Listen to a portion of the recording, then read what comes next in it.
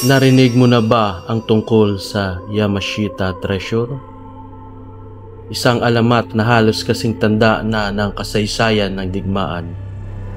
Sinasabing ito raw ang pinakamalaking yaman na itinago sa kasaysayan ng Pilipinas. Mga toniladang ginto, hiyas at kayamanan ng buong Asia na ninakaw ng mga sundalong Hapon sa ilalim ng pamumuno ni General Tomoyuki Yamashita noong ikalawang digmaang pandaigdig. Pero hindi ito basta kwento ng ginto at kayamanan. Ito ay isang kwento ng sumpa, kamatayan at kababalaghan. May mga kwento ng mga treasure hunters na nakakita ng kakaibang liwanag sa kuweba. May mga nakarinig ng iyak ng mga sundalo at may mga nawalan ng buhay sa loob ng mga lagusan na tila nilalamon ng dilim. At ang pinaka-kakatindig balahibo, kahit saan ka magtanong, mula sa mga lokal sa bundok hanggang sa mga veteranong sundalo at eksperto, iisa ang sinasabi nila: hindi lahat ng kayamanan ay dapat hanapin at hindi lahat ng sekreto ay dapat buksan. Kaya ngayon, samahan ninyo akong tuklasin ang isa sa pinakakakilabot na alamat ng Pilipinas, ang Yamashita Treasure Caves. Pero bago tayo magsimula, huwag ninyong kalimutang mag-subscribe, i-like ang video na ito at i-share sa mga kakilala ninyo na mahilig sa misteryo at true horror stories. At kung handa na kayo, buksan na natin ang pintuan ng madilim na kasaysayan. Para maintindihan natin kung bakit naging napaka-kontrobersyal ng Yamashita Treasure, balikan muna natin ang kasaysayan. Si General Tomoyuki Yamashita, kilala bilang The Tiger of Malaya, ay isa sa pinakamabangis na general ng imperial ng hukbo ng Hapon. Noong World War II, siya ang namuno sa pananakop sa malakihang bahagi ng Asia, Singapore, Malaysia at maging sa Pilipinas. Sa bawat bansang kanilang sinakop, hindi lang lupa at buhay ang kanilang kinamkam. Ang mas malupit, kinuha nila ang mga ginto, alahas, antik at kayamanan ng mga simbahan, bangko at pamilyang mayaman. May mga tala na mismong si Emperor Hirohito raw ang nag-utos na ilagay ang mga nakaw na kayamanan sa isang Golden Lily Operation. At saan dinala ang karamihan ng yaman? Sa Pilipinas. Dahil ayon sa mga Hapon, ang ating bansa ay isang strategic point, isang tulay papunta sa Pacific Ocean kung saan madali nilang mailipat ang kayamanan sa Japan. Ngunit bago pa man sila makabalik sa kanilang bansa, mabilis na umbante ang mga sundalong Amerikano.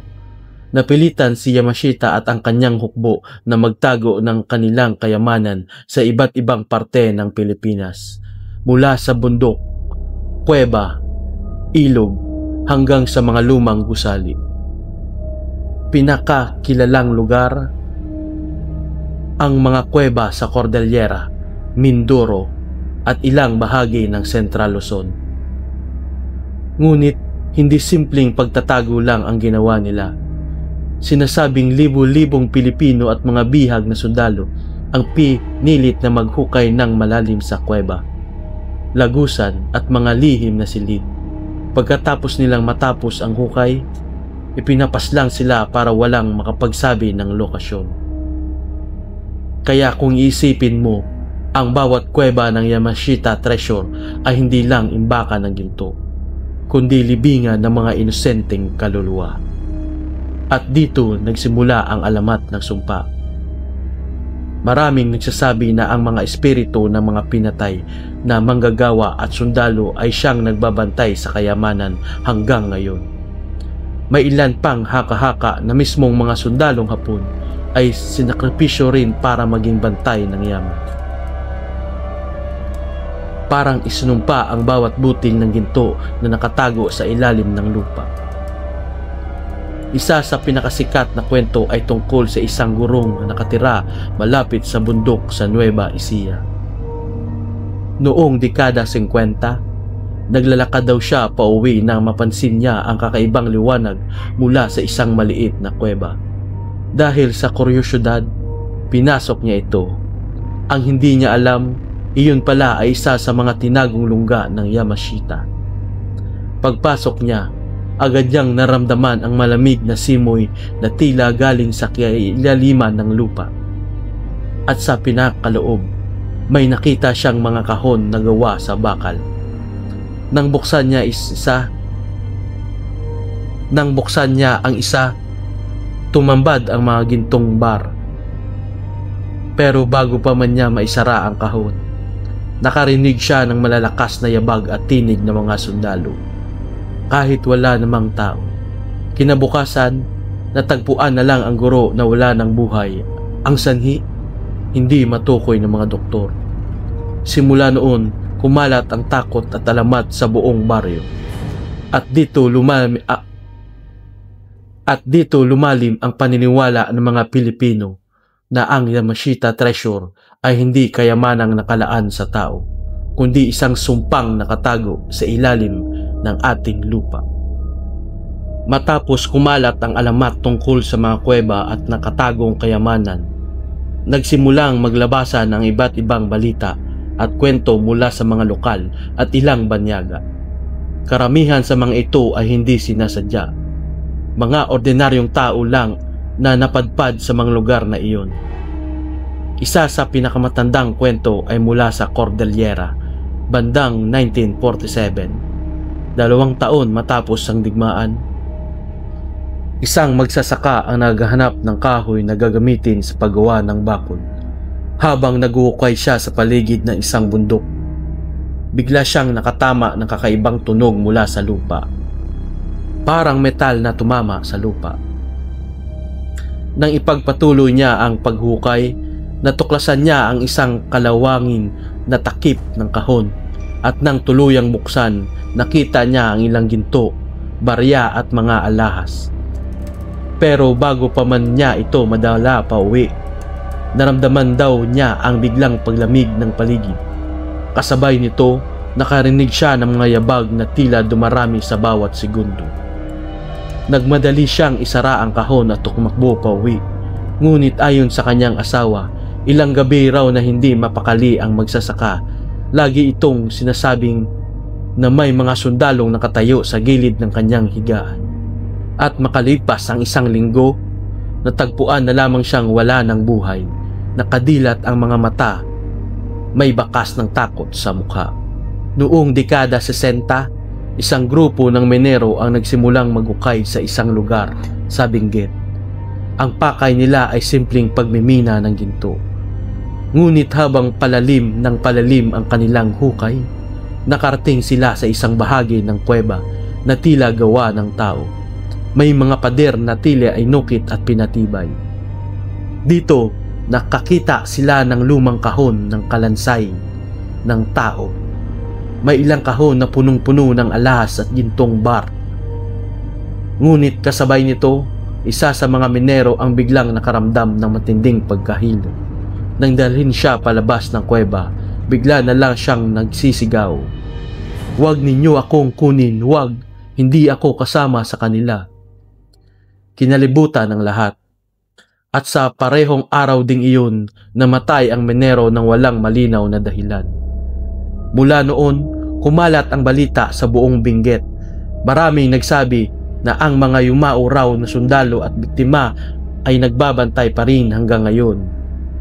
At ang sinumang magtatangkang kunin ang kayamanan ng walang pahintulot ay tiyak na makaranas ng kaparusahan. Sa sobrang laki ng mga chismis tungkol sa Yamashita Treasure, nakarating pa ito sa ibang bansa noong dekada 70. Lumabas sa ilang dyaryo sa Amerika ang balitang may hidden treasure sa Pilipinas na nagkakahalaga ng bilyon-bilyong dolyar. Maraming banyaga ang nagpunta rito, dala-dala ang kanilang kagamitan at pera. Umaasang sila ang makakahanap ng pinakamalaking kayamanan sa buong mundo, ngunit halos lahat ay nabago. May isang Amerikanong treasure hunter na nagngangalang Robert na ayon sa mga taga-baryo sa Quezon, halos 2 buwan nagkampo sa isang bundok kasama ang kanyang mga tauhan. Nagdala pa sila ng mga metal detector at dinamita. Ngunit sa tuwing malapit na silang makakita ng kakaibang lagusan, bigla na lang bumabagsak ang mga bato at gumuho ang lupa. Maraming lokal ang nagsabi, hindi yan aksidente, bantay yan ng kayamanan. Ngunit walang kwento ang mas sumikat pa kaysa sa kaso ni Rogelio Rojas, isang Pilipinong dentista na naging treasure hunter noong dekada 70. Ayon sa kanyang salaysay, nakatanggap siya ng impormasyon mula sa isang Hapon na nagsabing alam nito ang isa sa mga kuweba kung saan itinago ang kayamanan. Sa tulong ng kanyang grupo, nakahanap sila ng isang lihim na lagusan sa Baguio City. Pagpasok nila, natagpuan nila ang isang higanteng rebulto ng Buddha na gawa sa ginto. Sa loob pa nito, ayon sa kwento, ay mga gintong bar at iba pang kayamanan. Ngunit hindi naging madali ang lahat. Ayon kay Rojas, bago pa man nila mailabas ang lahat, may mga kakaibang nangyari sa kanyang mga kasamahan. Isa ang biglang nagkasakit at hindi gumaling. May isa namang naaksidente at agad na namatay. Pinaniniwalaan ng marami na ito ang pinakamalaking ebidensya na totoo ang Yamashita treasure. Ngunit matapos makuha ang estatwa, nakialam na raw ang ilang mga gobyerno. Nawalan ng kontrol si Rojas sa kanyang natagpuan at naiuwi ito sa matinding kontrobersyal. Sa kanyang huling panayam, sinabi ni Rojas, "Oo, totoo ang Yamashita treasure, pero hindi lahat ng yaman ay para sa atin. Ang iba binabantayan ng mga kaluluwang hindi matahimik." Mula noon, dumami pa ang kwento ng mga taong nagtangkang maghanap ng kayamanan. Karamihan ay hindi nagtagumpay, at ang mas nakakatakot, marami ang nagkasakit, nabaliw o namatay. Dahil dito, lalong tumibay ang paniniwala ng mga Pilipino na ang Yamashita treasure ay hindi basta yaman. Isa itong sumpa na naglalakbay mula henerasyon hanggang henerasyon. Kung nagustuhan nyo ang kwento hanggang dito, huwag kalimutang mag-subscribe at i-like ang video na ito. At sa comment section, gusto kong itanong, kung sakali kayong makatagpo ng isang kuweba na puno ng ginto, papasukin nyo ba ito? Kahit may banta ng sumpa. Hindi lang basta alamat ng kayamanan ang kwento ng Yamashita treasure. Para sa marami, mas kilala ito bilang kwento ng kababalaghan. Sa bawat pagtatangkang makuha ang ginto, halos palaging may kasamaang hiwaga, kababalaghan at madilim na pangyayari na hindi kayang ipaliwanag ng siyensya. Isa sa mga pinakakaraniwang ulat mula sa mga treasure hunters ay mga kakaibang liwanag na biglang sumusulpot sa mga kuweba tuwing hating gabi. Parang ilaw ng gasera o kandila, ngunit kapag nalapitan, bigla itong naglalaho. May isang grupo mula sa Ilocos noong dekada 80 na nagsabing nakakita sila ng liwanag sa isang maliit na lagusan. Akala nila iyon na ang tanda ng kayamanan. Habang papalapit, narinig daw nila ang kalansing ng tanikala, kasabay ng mabibigat na yabag ng sundalo. Nang makarating sila sa pinagmumulan ng liwanag, wala silang nadatnan, maliban sa isang kalansay na nakatali pa rin sa pader ng kuweba. Kinabukasan, 2 sa grupo ang biglang nagkasakit. Isa ay hindi na nakabangon at ang isa naman ay nagsabi na lagi niyang nakakita ang isang sundalong Hapon na nakatayo sa gilid ng kanyang kama. Madalas ding ikwento ng mga treasure hunters ang tungkol sa mga aninong nagbabantay sa loob ng mga kuweba. May mga pagkakataon na habang sila ay naghuhukay, mapapansin nilang may mga tao raw na nakatayo sa malayo. Nakasuot ng uniforme ng sundalong Hapon. Ngunit kapag nilapitan, bigla itong naglalaho. Ayon sa ilang espiritista na sumama sa mga treasure hunting expedition, ang mga aninong ito ay kaluluwa ng mga pinatay na sundalo at ng manggagawa. Hindi sila matahimik dahil sila mismo ang ginamit na bantay ng yaman. May paniniwala na ang iba sa kanila ay isinakripisyo ng buhay-buhay sa loob ng kuweba upang maging permanenteng tagapagbantay ng kayamanan. Isang kwento naman mula sa Nueva Vizcaya noong dekada 90 ang lalong nagpatingkad sa sumpa ng Yamashita Treasure. 5 kabataang lalaki ang pumasok sa isang kuweba matapos makarinig ng alamat na roon ang mga gintong bar. Ayon sa mga lokal, nakita raw ang grupo bandang alas 8 ng gabi. May dalang mga flashlight at gamit para sa panghukay. Ngunit hindi na sila muling nakita. Isang linggo ang lumipas bago matagpuan ang 3 katawan sa loob ng kuweba. Nakaluhod ang posisyon nila, para bang nagmamakaawa. Ang isa na may nakadilat, parang may nakakita siyang hindi nakita ng iba. 2 ang hindi na natagpuan, tila nawala lang na parang bula. Hanggang ngayon, nanatiling palaisipan kung anong nangyari sa kanila. Pero ayon sa mga matatanda, hindi sila kinuha ng tao. Kinuha sila ng mga kaluluwang bantay ng kayamanan. Hindi lang sa mga kuweba naganap ang kababalaghan. Isang kwento sa Mindoro kung saan ang mga sundalong Hapon raw ay nagtapon ng mga kahon sa gitna ng ilog upang hindi ito mabawi ng mga Amerikano. Mula noon, may kakaibang nangyayari sa ilog na iyon. May mga mangingisda na biglang nawawala kahit marunong silang lumangoy. May mga bangka na biglang lumulubog kahit kalmado ang tubig. Isang mangingisdang si Mang Ernesto ang nagkwento na minsan, habang nangingisda siya, nakita siya ng gintong bar na tilang lumulutang. Sinubukan niya itong kunin, ngunit nang mahawakan niya, bigla siyang hinila pababa ng tubig. Mabuti na lang at nakapagpiglas siya, pero mula noon hindi na siya muling bumalik sa ilog na iyon. May ilan ding treasure hunters na nagsabing bago sila makakita ng lokasyon, nakapanaginip muna sila ng kakaiba. Isang lalaking si Armando mula sa Pampanga ang nagkwento na ilang beses niyang napanaginipan ang isang sundalong Hapon na laging nakatayo sa isang kuweba, nakaturo sa isang bahagi ng pader.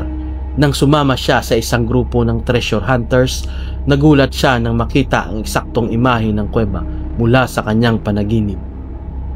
Nung sundan nila ang direksyon na itinuro sa kanyang panaginip, nakakita sila ng maliit na lagusan. Ngunit bago nila ito maipasok, biglang gumuho ang lupa at muntik na silang mamatay. Para kay Armando, malinaw ang mensahe. Hindi lahat ng panaginip ay gabay. Ang iba ay babala. Ayon sa mga veteranong treasure hunters, may ilang palatandaan na nagsasabing malapit ka na sa isang kuweba ng Yamashita Treasure. Madalas ay biglang lumalamig ang paligid kahit terik ang araw, na para bang may malamig na presensyang dumadaan. Minsan naman, bigla kang makakamoy ng kandila o bulok na dugo mula sa loob ng kuweba. Kahit wala namang pinagmumulan, may mga pagkataon ding makakarinig ka ng mga yabag o kalansing ng mga tanikala na parang may nakatali pa ring mga kaluluwa sa dilim. At ang pinaka-kinikilabutan ng lahat, ang biglang pagkakita ng anino sa gilid ng iyong mata, ngunit agad itong naglalaho sa sandaling iyon ligunin. Sinasabi sa mga espiritista na ito raw ang palatandaan na hindi ka nag-iisa. Kung ang iba'y naniniwala na ang Yamashita Treasure ay alamat lamang, para sa marami na may malinaw itong patunay na may dalang sumpa at trahedya. Sa bawat pagtatangka ng tao na kunin ang yaman, halos palaging may kapalit, buhay, dugo o kaluluwa. Noong dekada 70, 2 magkapatid na sina Ramon at Silvestre ang nagdesisyong maghanap ng kayamanan sa kabundukan ng Ifugao. May nakuha raw silang mapa mula sa isang dating sundalo ng Hapon na nagsabing isa siya sa mga nagukay ng kuweba. Dalang-dala ang kanilang pag-asa, umakyat sila sa bundok at nagsimulang magukay. Ilang araw silang hindi bumaba. Noong ikatlong araw, bumalik si Ramon, sugatan at nanginginig. Ang sabi niya, iniwan daw nila ang hukay nang biglang nagkaroon ng malakas na lindol. Nakatakbo siya pero naiwan si Silvestre sa loob ng kuweba. Dali-daling bumalik ang mga tao sa baryo upang hanapin si Silvestre. Ngunit kahit anong hukay at paghanap ang gawin nila, hindi na nila matagpuan ang katawan. Parang nilamo ng lupa ang mismong lagusan. Hanggang ngayon, sinasabi ng mga lokal na narinig pa rin ang boses ni Silvestre tuwing gabi. Sumisigaw ng tulong mula sa malalim na lupa. May isa namang grupo ng treasure hunters noong dekada 80 sa Mindoro. 4 silang nagpunta upang tuklasin ang isang kuweba na ayon sa alamat ay isang pinagtataguan ng ilang kahon ng ginto. Habang naghuhukay, nakarinig sila ng malakas na kalansing ng tanikala. Akala nila'y gawa lang ng isang imanisyon, ngunit hindi sila nihanda. Ilang oras pa ang lumipas, bigla na lang gumuho ang lagusan. 2 sa kanila ang agad na namatay at ang 2 naman nakaligtas. Ayon sa mga nakaligtas, hindi simpleng pagguho ang nangyari. Bago ito bumagsak, nakita raw nila ang mga aninong nagmamarcha papalapit sa kanila. Nakasuot ng uniforme ng sundalong Hapon. Hawak ang baril at nang tuluyang bumagsak ang kuweba, naglaho rin ang mga aninong iyon. Noong dekada 90, isang Amerikanong treasure hunter ang dumayo sa Pilipinas matapos makarinig ng mga kwento tungkol sa Yamashita Treasure. Bit-bit ang kanyang modernong kagamitan kasama ang ilang Pilipino. Sinimulan nila ang paghuhukay sa isang lumang lagusan sa Nueva Ecija. Isang gabi, habang siya ay nagpapahinga sa kanilang kampo, nagsabi raw siya sa kanyang mga kasamahan na may naramdaman siyang malamig na hangin na tila humahaplos sa kanyang liig. Ilang minuto pa lang ang nakalipas, bigla siyang bumagsak. Nang dalhin siya sa ospital, walang makitang dahilan ang mga doktor. Malusog siya, walang karamdaman, ngunit hindi na siya nagising. Sabi ng mga lokal, pinatahimik siya ng mga bantay ng kayamanan. Isang kilalang kwento rin ang nangyari sa Laguna noong early 2000. May grupo ng kabataan na nagpunta sa isang kuweba. Dala ang kagustuhang mag-eksperimento kung totoo bang may Yamashita Treasure. Habang nasa loob, nagbibiro sila at nagtatawanan. Isa sa kanila ang sumigaw, "Mga multo, lumabas kayo kung totoo kayo." Ilang minuto lang ang lumipas, biglang nagdilim ang buong kuweba, nawala ng ilaw ang kanilang flashlight, at nang makalabas sila, isa sa kanilang kasama ang bigla na lang nagsuka ng dugo. 2 araw siyang naghirap sa ospital, pero walang makitang sakit ang mga doktor. Sa ikatlong araw, bigla na lang siyang bumuti na parang walang nangyari. Ngunit matapos ang insidenteng iyon, hindi na siya muling nagbalik sa lugar na iyon. Kung mapapansin, halos lahat ng kwento ng trahedya na may kinalaman sa Yamashita Treasure ay may isang paulit-ulit na pattern. Magsisimula ito sa mga pagbibiro o kawalan ng respeto sa lugar. At agad namang may masamang mangyayari kapag ay lumalapit sa kayamanan. Tila ba laging may kapalit na buhay o kaluluwa, at kung minsan bigla na lamang nagkakasakit o namamatay ang isang tao. Mga pangyayaring walang malinaw na maipaliwanag ang sensya. Dahil dito, naniniwala ang marami na ang Yamashita Treasure ay hindi basta ordinaryong kayamanan. Isa itong nakakalasong tukso, isang sumpa na patuloy na pumapatay sa sinumang masisilaw sa kinang ng ginto. Sa mga lugar na pinaniniwalaang may nakatagong kayamanan ni Yamashita, laging may mga matatanda na nagbibigay ng maigpit na babala.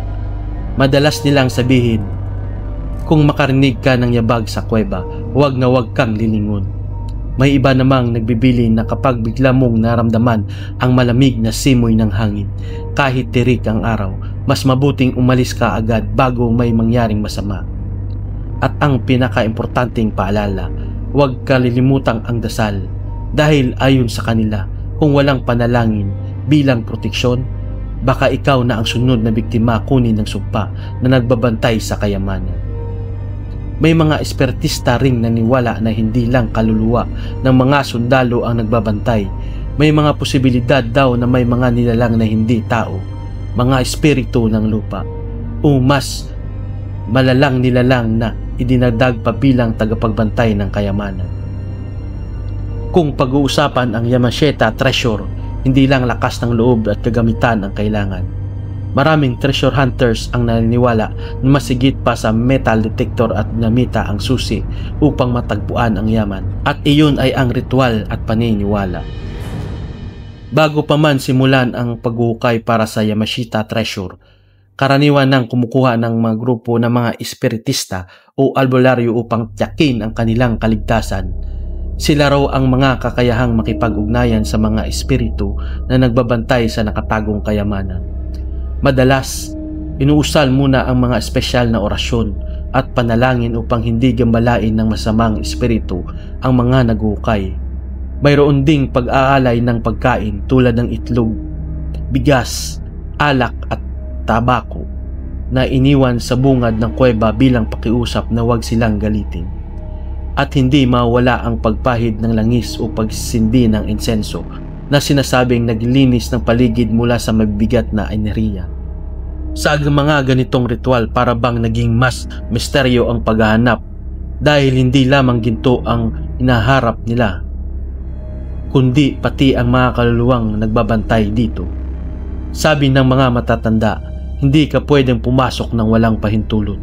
Baka hindi yaman ang makuha mo, kundi kamatayan. Bukod sa mga ritual at dasal, may mga pamihinding maigpit na sinusunod ang mga treasure hunters. Tuwing sila'y naghuhukay, sinasabi nilang bawal ang presensya ng babae sa mismong lugar, lalo na kung may suot itong mabangong pabango, dahil nakakakit daw ito sa mga espiritu. Ipinagbabawal din ang mga malakas na katawan at biruan. Ipinagbabawal din ang malakas na tawanan at biruan, dahil ang kawalan ng respeto sa paligid ay kadalasang nauwi sa kapahamakan. May ilan pang naniwala na bago lumitaw ang kayamanan, kailangan may dumaloy na dugo, hayop man o tao, na siyang nagiging dahilan ng mga biglaang aksidente o pagkakasakit ng ilang kasali. At ang pinakakaiba sa lahat, kapag binubuksan ang mga sisidla ng ginto, kailangan daw nakapikit ang mga mata, dahil kung makita mo ang mismong sundalong iyon, maaari kang mabulag o tuluyang mabaliw. May kwento noong dekada 80 sa Benguet kung saan may isang espiritista na dinala upang tulungan ang grupo ng mga maghuhukay. Sa kalagitnaan ng gabi, sinimulan niyang basahin ang isang orasyon mula sa lumang papel. Habang inuusal niya ang mga salita, nagsimulang lumamig ang paligid. Ilang sandali pa, bumukas ang isang maliit na lagusan na hindi nila nakita noon. Ngunit bago sila makapasok, bigla na lang naputol ang tinig ng espiritista at siya'y bumagsak. Pagbangon niya, ang sabi niya, "Hindi tayo pinapayagan." Makalipas ang ilang araw, biglang nagkasakit ang espiritista at hindi na gumaling. Isa sa mga pinakakontrobersyal na paniniwala ay ang tungkol sa alay ng dugo. May mga kwento nagsabing para lumabas ang kayamanan, kailangang may mamatay o mag-alay ng dugo. Sa Pampanga, may isang grupo nagdala ng kambing. Sa mismong bungad ng kuweba, pinatay nila ito at inalay ang dugo sa lupa. Pagkaraan daw ng ilang minuto, nagsimulang gumalaw ang bato sa bungad at may lumitaw na butas. Ngunit nang ipinasok nila ang kanilang kasamahan, bigla itong bumagsak at hindi na nakalabas. Napatigil ang lahat at muling nagdikit ang mga bato na parabang isinara ng di nakitang kamay. Hanggang ngayon, ang kuweba ay nakasara pa rin. Maraming treasure hunters ang naniniwala na hindi lang lakas ng katawan ang kailangan sa paghahanap ng Yamashita Treasure, kundi pati ang gabay ng mga panaginip at kakaibang palatandaan. May mga nagsasalaysay na sa kanilang pagtulog, nagpapakita sa kanila ang anyo ng mga sundalong Hapon, o minsan ay mga aninong tila nag-aanyaya na sundan sila sa isang direksyon. Kapag nanaginip ka raw ng kabaong, sinyalis ito na may malapit na kamatayan.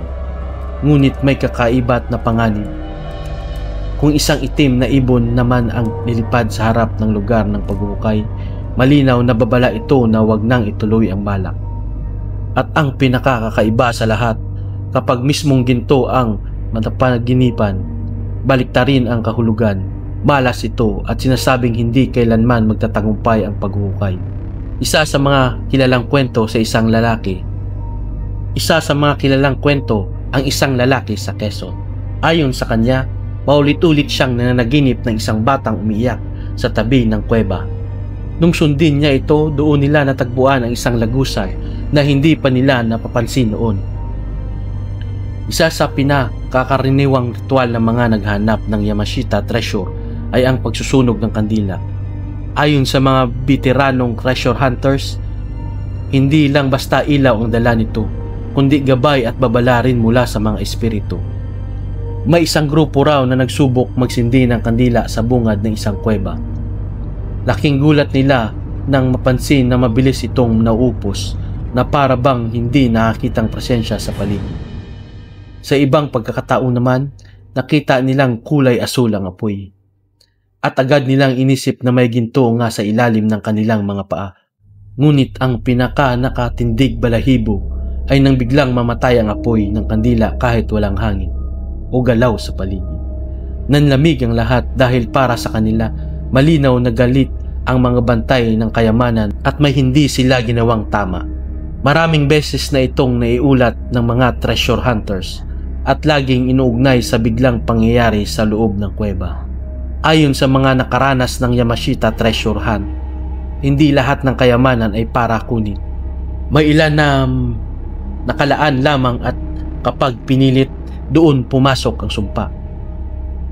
May mga espiritista na nagsabing ang ilang kayamanan ay nakatakdang lumitaw lamang kapag dumating na ang tamang panahon o ang tamang tao. At kapag mali ang taong nakahanap, katumbas nito'y kapahamakan.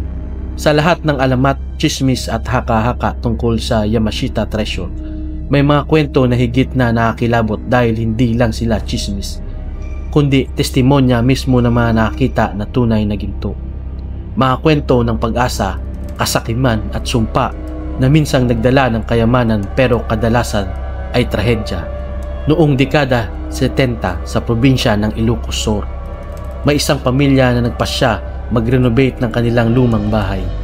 Habang nagbubungkal ang mga manggagawa, bigla silang nakatama ng isang lumang kahon na bakal, nakabaon sa ilalim na sahig.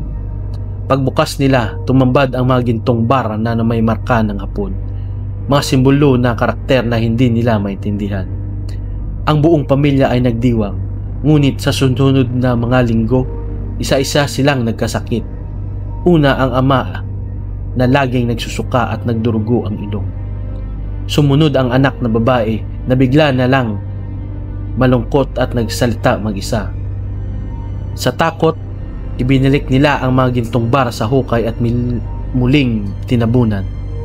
Ilang linggo lang, unti-unti silang gumaling na para bang walang nangyari. Hanggang ngayon, nananatili raw sa ilalim ng lumang bahay ang mga gintong iyon. Hindi na muling ginalaw ni Numan.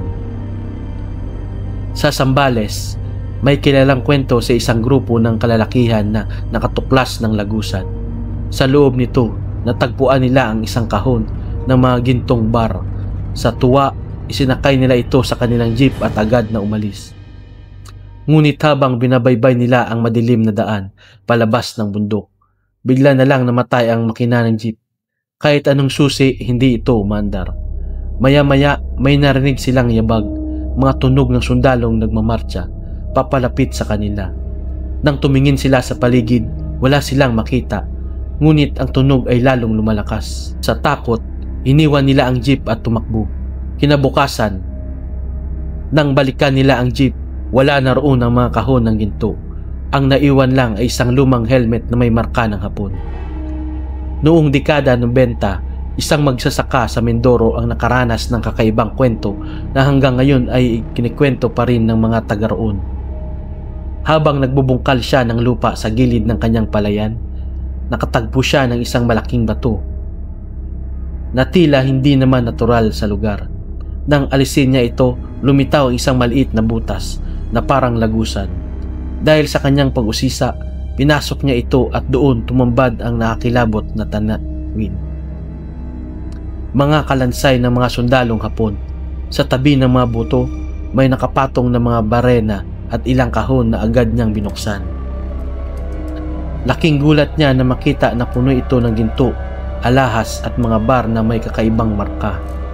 Ngunit ang kasabikan ay mabilis na napalitan ng takot. Pag-uwi niya ng mga dala, nagsimula ang sunod-sunod na kabalaghan. Gabi-gabi ay narinig niya ang mabigat na yabag ng bota sa paligid ng kanyang bahay. Ang kanyang mga alagang hayop ay biglang nagiging agresibo hanggang sa nagkakamatayan. At isang gabi, kitang-kita niya mismo ang isang sundalong Hapon na nakatayo sa harap ng kanyang pintuan. Nakatingin lamang sa kanya nang hindi kumikibo. Dahil dito, itinapon niya sa ilog ang mga gintong alahas ng kanyang kinuha. At simula noon, muling nanahimik ang kanyang buhay. Hindi lahat ng kwento ay nauwi sa trahedya. May isang alamat tungkol sa isang negosyante mula sa Cebu na di umano'y nakahanap ng malaking bahagi ng Yamashita treasure noong dekada 80. Sabi ng mga matatanda, isang gabi ay may dinalang truck ng ginto sa Maynila. Ang taong ito, at makalipas lang ang ilang taon, bigla siyang yumaman ng gusto. May mga nagsasabing nagamit niya ang kanyang koneksyon sa gobyerno upang maisalin ang ginto at maibalabas ng bansa. Ang iba naman niniwala na kaya siya nagtagumpay ay dahil marunong siyang sumunod sa mga ritual at paniniwala. Ngunit hanggang ngayon, hindi pa rin natukoy kung totoo ba ang yaman na iyon o isang alamat na lamang na nagbigay ng pag-asa sa libu-libong treasure hunters. Sa Nueva Ecija, may kwento ng isang pamilya na buong tapang na naghukay sa kuweba kung saan sinasabing may nakatagong kayamanan. Pagkatapos ng 3 buwan paghuhukay, natagpuan nila ang isang kahon na puno ng gintong barya. Ngunit bago pa nila mailabas ang lahat, bigla itong gumuho at nilibing ang isang nilang kaanak. Sa sobrang lungkot, napilitan silang iwan ang lahat ng kanilang nakita. Sa kanilang pananaw, walang halaga ang ginto kung buhay naman ang kapalit. Noong 2005, isang grupo ng kabataan ang nagtangkang pumasok sa isang kuweba sa Quezon. Gamit ang video camera, sa kanilang paglalakad, nakarinig sila ng mga yabag at tila pag-ungol mula sa loob. Nang suriin nila ang kanilang recording, malinaw na may boses ng isang lalaki na nagsasalita sa wikang Hapon. Ngunit ang pinakakilabot sa huling bahagi ng video, may nakita silang imahe ng isang sundalong Hapon na nakatayo sa gilid ng kuweba, nakatingin direkta sa kamera. Nang araw ding yun, lahat ng miyembro ng grupo ay nagkasakit ng mataas na lagnat at tumagal ng 3 linggo. Sa lahat ng mga kwento ng mga nakakita ng tunay na ginto, may isang bagay na malinaw. Ang Yamashita treasure ay hindi lamang usapin ng kayamanan. Ito ay pinaghalo ng kasaysayan, sumpa at kababalaghan. Para sa iba, ito'y pag-asa. Para sa iba, ito'y kapahamakan. At para sa ilan, ito ang naging susi ng kanilang biglaang yaman o biglaang pagkawasak.